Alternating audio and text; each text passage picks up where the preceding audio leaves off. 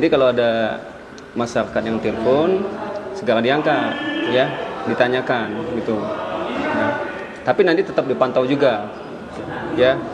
Jangan sampai hanya untuk bercanda atau main-main saja. Dilihat kan, nanti bisa kelihatan kan berapa kali kan dia menghubungi gitu kan nomornya. Oke? Oke sobat polisi, Assalamualaikum warahmatullahi wabarakatuh. Salam, Om Swastiastu, Namo Buddhaya, dan salam kebajikan. Apa kabar sobat polisi? Bertemu lagi dengan kami AKBP SOPN SIK MH dalam channel Bukang Komandan.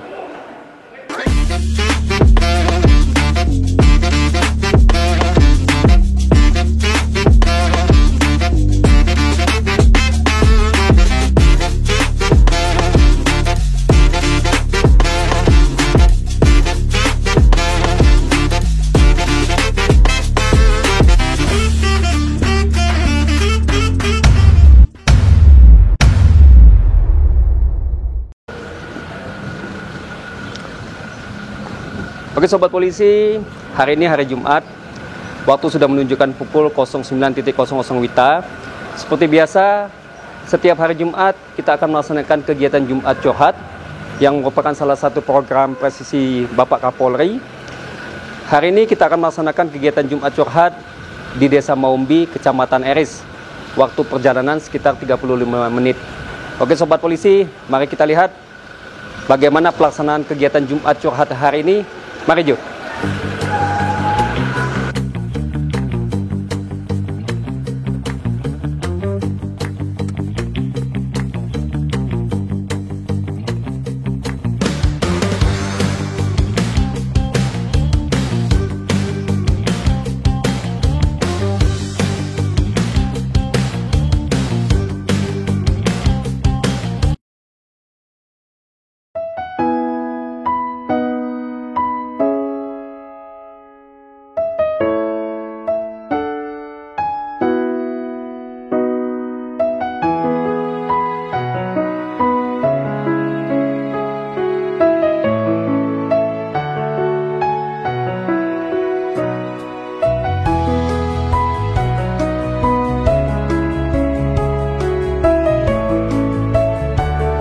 Harus ketemu lagi Pak Ketua.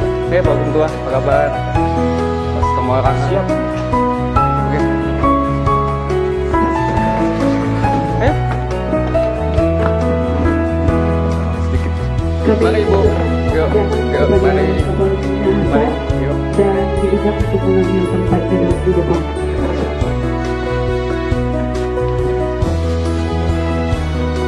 Sini, Pak Baris sini.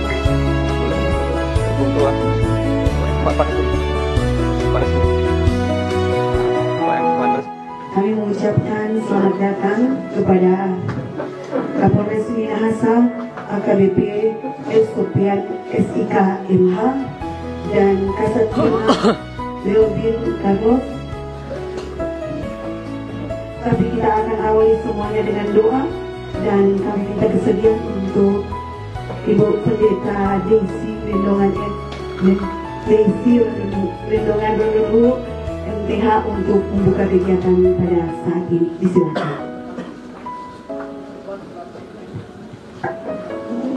Salam sejahtera bagi kita sekalian, dengan mengucap syukur kepada Tuhan Yang Maha Esa untuk penyertaannya dan ada kesempatan mengikuti kegiatan di saat ini.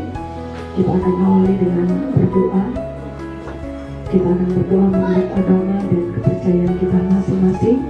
Izinkan saya menuntut doa saat ini dengan kepercayaan Kristen Protestan. Mari berdoa. Dimuliakanlah nama-Mu Tuhan Allah, Bapa, Putra, dan Roh Kudus. Nama Tuhan Yesus.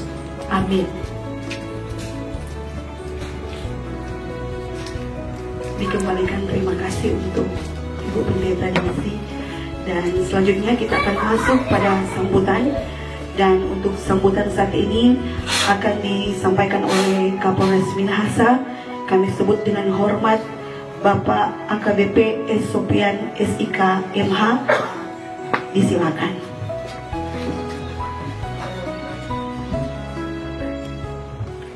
Bismillahirrahmanirrahim. Assalamualaikum warahmatullahi wabarakatuh. Salam damai di hati, salam Om Swastiastu, Namo Buddhaya dan salam kebajikan. Yang kami hormati Pak Dan Ramil RS, selalu bertemu dua kali ya. Sebelumnya di Lemtim kita ketemu ya. Ya, terima kasih Pak Dan Ramil ya. Kemudian Pak Kapolsek dan jajarannya, kemudian Pak Kasat Birmas serta jajarannya, kemudian Pak Camat mewakili hukum tua, Pak Camat mewakili hukum tua sekaligus beserta staf dan jajaran Pemda Desa Maumbi ya, Kecamatan Eres, Kabupaten Minahasa, dan seluruh stakeholder terkait maupun seluruh masyarakat, tokoh agama, tokoh pemuda dari Desa Maumbi, Kecamatan Eres yang boleh hadir dan tidak bisa saya sebutkan satu persatu, dan seluruh personel Polres Minahasa maupun Polsek Eres, dan saya lihat ada juga Pak Babinsa. Terima kasih atas kehadirannya. Puji dan syukur kita panjatkan kepada Allah SWT, Tuhan Yang Maha Esa. Pada pagi hari ini kita masih diberikan nikmat kesehatan, kesempatan sehingga kita bisa berkumpul di sini di rumah Pak Hukum Tua. Ya, terima kasih Pak Hukum Tua. Kita bisa berkumpul di sini di rumah Hukum Tua dalam keadaan sehat walafiat. Terima kasih kepada Pak Hukum Tua yang boleh mempersilahkan kami untuk melaksanakan kegiatan Jumat Curhat di rumah Hukum Tua. Kegiatan Jumat Curhat ini perlu kami sampaikan bahwa bukan kegiatan rutin, ya, kegiatan rutin yang dilaksanakan oleh Polri, Kepolisian Negara Republik Indonesia, dan merupakan salah satu program presisi Bapak Kapolri Jenderal Polisi Dr. Listio Sigit Prabowo. Ya, namun alhamdulillah kegiatan Jumat Curhat ini saya selaku Kapolres Minahasa hadir langsung, dan hadir langsung setiap Jumat secara bergiliran pada desa-desa, kecamatan yang ada di wilayah Kabupaten Minahasa ini. Nah, sehingga saya bisa bersilaturahmi dengan pemerintah Pokok Bincang dari tingkat kecamatan, kemudian saya juga bisa bersilaturahmi dengan Hukum Tua, kemudian dengan seluruh masyarakat yang ada di desa maupun yang ada di kecamatan yang ada di Kabupaten Minahasa ini.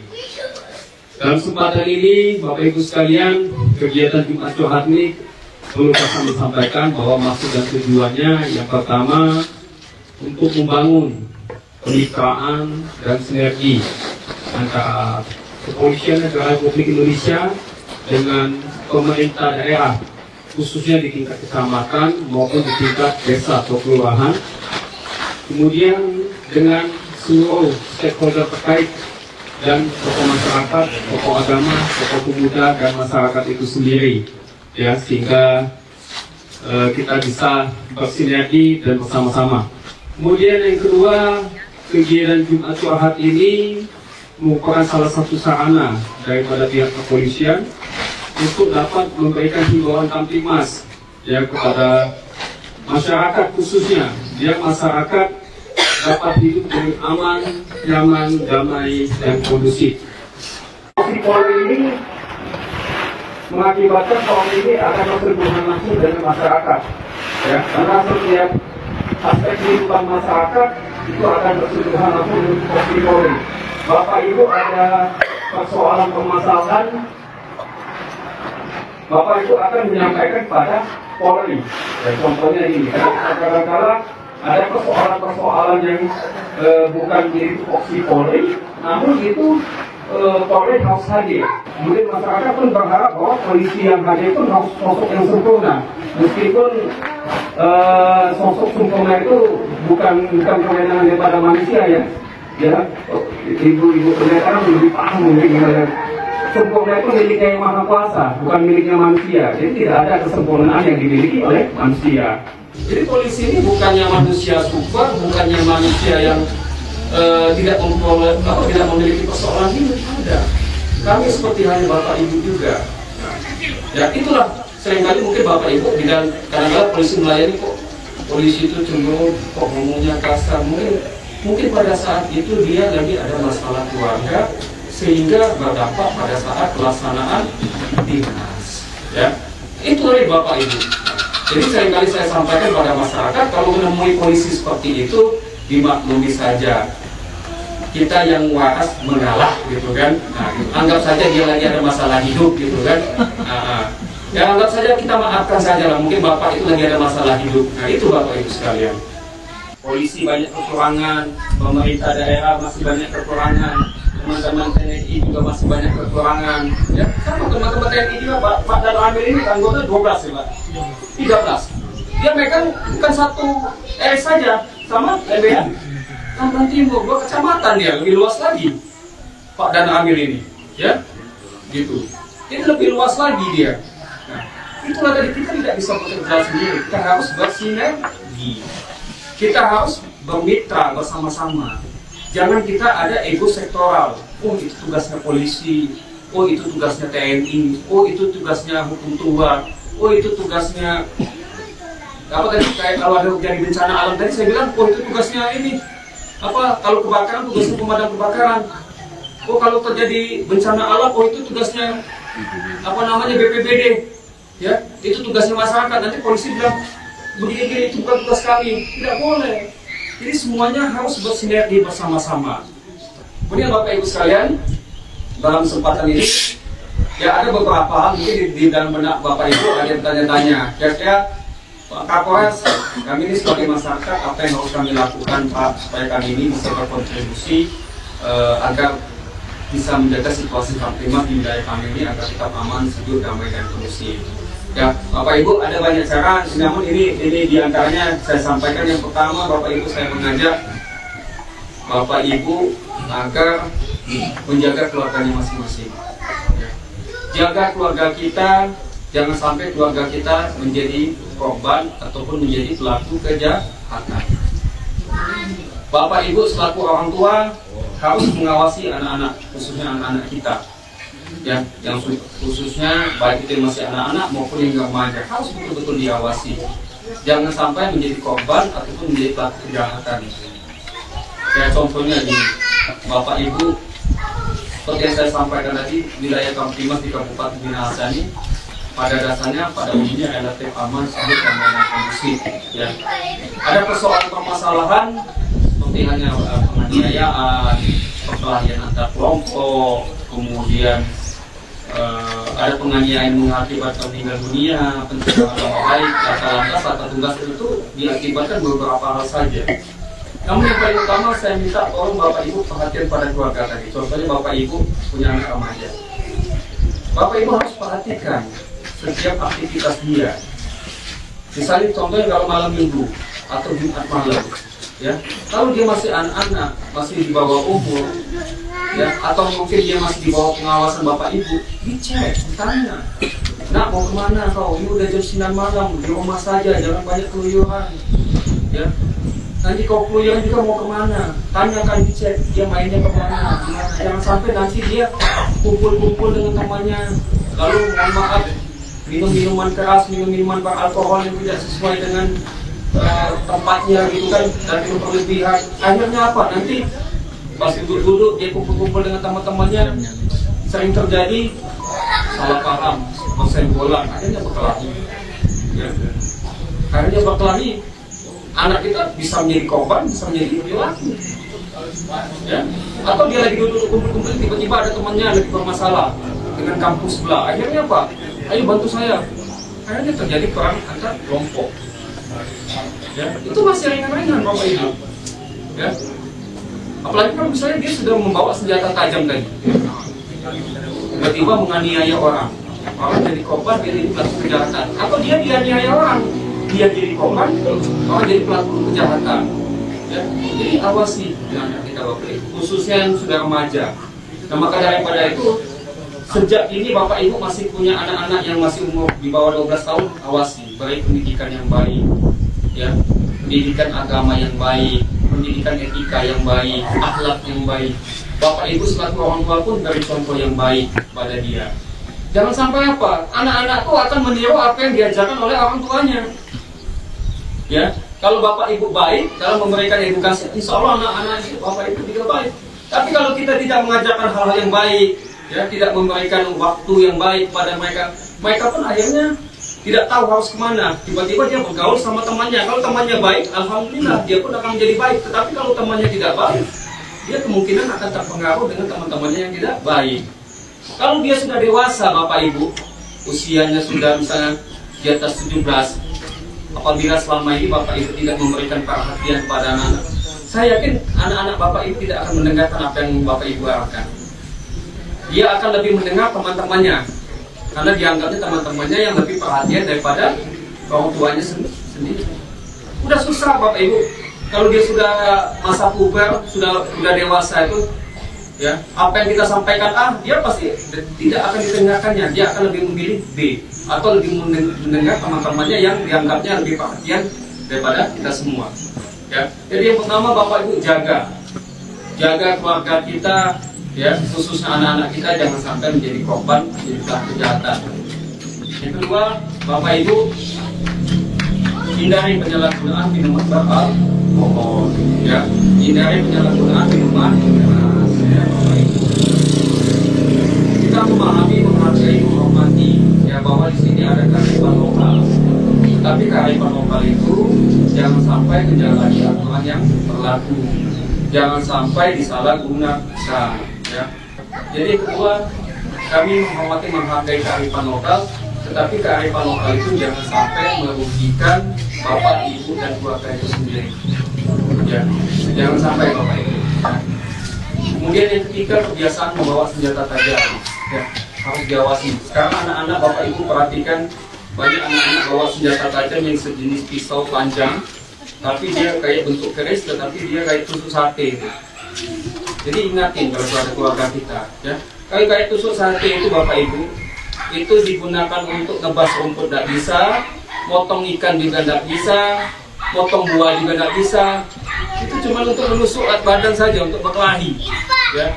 Jadi Bapak Ibu, kalau ada keluarga kita, anak kita masih kebiasaan membawa senjata tajam, yang panjang dia tuh, pisau kan panjang, emang untuk nusuk itu. Bapak Ibu pernah lihat? Sudah ada pernah lihat? Bapak sudah pernah lihat? Nah, jangan ingatin, ya, jangan diingatkan. Sudah, kalau memang ada buang, ya, ingatin orang tua, anak-anak kita, khususnya anak remaja kita tuh ingatin. Kalau dia ada bawa senjata seperti itu untuk apa itu? Tanyakan. Nebas rumput nggak bisa, motong buah nggak bisa, motong ikan juga nggak bisa. Itu pasti untuk berkelahi, ya buang, jangan bawa seperti itu. Apalagi sekarang sudah kami sampaikan, ya Bapak Ibu mungkin ada lihat kalau himbauan Polres Minahasa, ya ada spanduk kan, yang itu kan jangan membawa senjata tajam.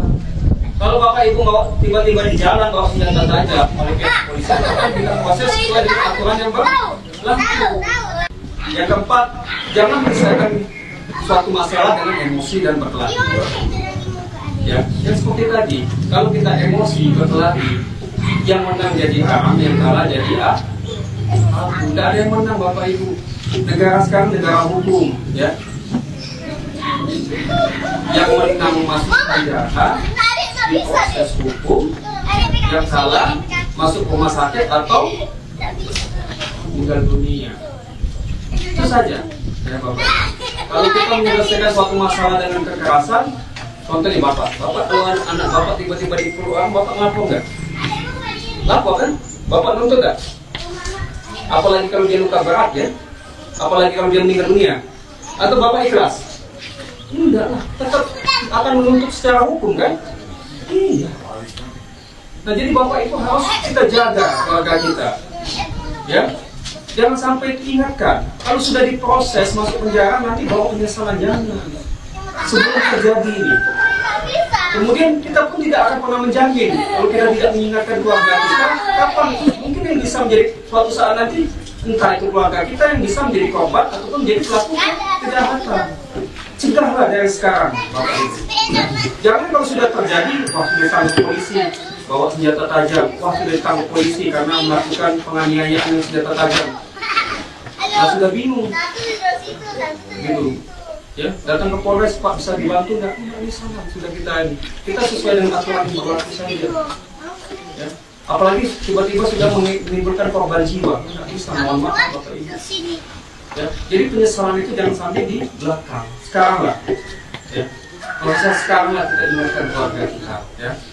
Jadi jangan yang tadi yang keempat, jangan menyelesaikan masalah itu dengan emosi dan kekerasan, ya. Nah, kemudian yang kelima, Bapak Ibu sekalian,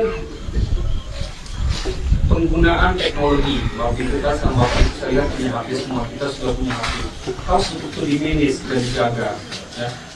Teknologi banyak manfaatnya, namun juga banyak dampak negatifnya. Yang perlu saya di sini mau saya tekankan, ya Bapak Ibu, di dalam penyebaran informasi, ya, dalam penyebaran informasi, gambar dan lain sebagainya, harus hati-hati, Bapak Ibu. Ya. Jangan sampai kita mudah menyebarkan informasi yang tidak bisa kita pertanggungjawabkan dan merugikan orang lain. Jangan, ya. Kalau dapat informasi, oh baca ini, Bapak Ibu, cukup tahu saja. Kalau kita pengen tahu, tanya betul nggak informasi ini. Kalau informasinya betul, namun dia sudah mengajak kepada hal-hal yang negatif, khususnya mengajak kepada ujaran kebencian, biarin, jangan diikutin, Bapak Ibu, ya. Jangan sampai nanti ada informasi begini, kita tidak tahu apa-apa lalu kita sebar-sebarkan. Malah nanti kita yang kita tidak ada sangkut pautnya malah timbul masalah baru. Nah, kemudian selanjutnya yang kelima, yang keenam, Bapak Ibu, sekarang ini kan sudah memasuki suasana pilkada, pemilihan kepala daerah yang di seluruh wilayah sudah masuk zaman kampanye, ya, tahapan kampanye sudah, ya, baik itu terbatas, belusukan. Bapak Ibu sekalian, sudah tahu berapa calon di sini, Bapak Ibu? Sudah ada berapa calon? Bapak tahu sudah berapa calon di sini? Di Kabupaten Minahasa, sudah tahu? Oh, 3, Bapak Ibu. Di sini ada ini, tim pemenangan, partai politik ada, simpatisan ada, nggak ada, ya. Oke. Bapak Ibu sekalian, yang perlu kami tekankan, yang pertama, kami TNI Polri pasti netral, karena kami tidak memilih, juga tidak dipilih, ya. Hanya polisi dan TNI, ya Pak Taizek, yang tidak memilih dan tidak dipilih. Nah, otomatis kami netral, kami tidak ada kepentingan apapun, ya Bapak Ibu. Yang kedua, Bapak Ibu silakan pilih sesuai dengan hati nurani, ya. Kemudian selanjutnya kalau beda pilihan itu lumrah, jangan dijadikan suatu persoalan permasalahan, ya. Beda pilihan itu silakan, ya, silakan Bapak Ibu pilih sesuai dengan hati nurani. Yang paling penting tetap jaga situasi Kamtipmas. Jangan karena beda pilihan nanti bapak dan bapak bertetangga akhirnya sikut-sikutan, akhirnya tidak berteguran, akhirnya berkelahi.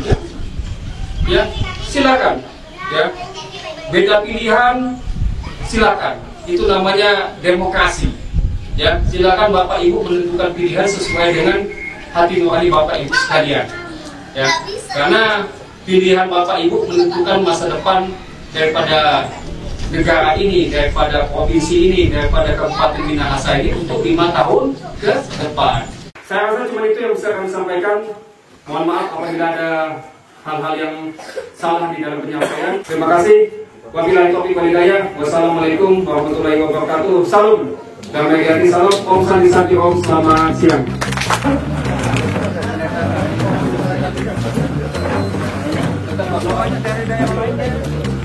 Kayaknya banyak di pinggir jalan. Nanti kalau hasil panennya bagus, jangan dipoya-poya. Ya Pak ya, kalau nanti.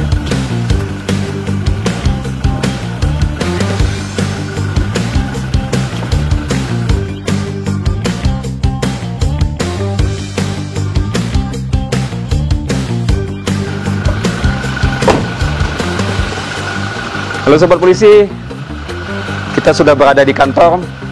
Alhamdulillah kegiatan Jumat Curhat tadi berjalan dengan aman, lancar, damai dan kondusif. Kita sudah memberikan himbauan Kamtipmas kepada segenap masyarakat Desa Mombi, Kecamatan Eris. Khususnya pada saat ini kita sedang memasuki tahapan kampanye Pilkada 2024 Kabupaten Minahasa. Kita menyampaikan kepada masyarakat, pilihan boleh beda, namun Kamtibmas harus tetap kita jaga bersama-sama. Oke sobat polisi, demikianlah kegiatan kita hari ini. Berjumpa lagi kita di kegiatan selanjutnya. Terima kasih. Wabillahi taufiq wal hidayah. Wassalamualaikum warahmatullahi wabarakatuh. Salam, Om Santi Santi Om. Selamat siang. Salam Bukang Komandan.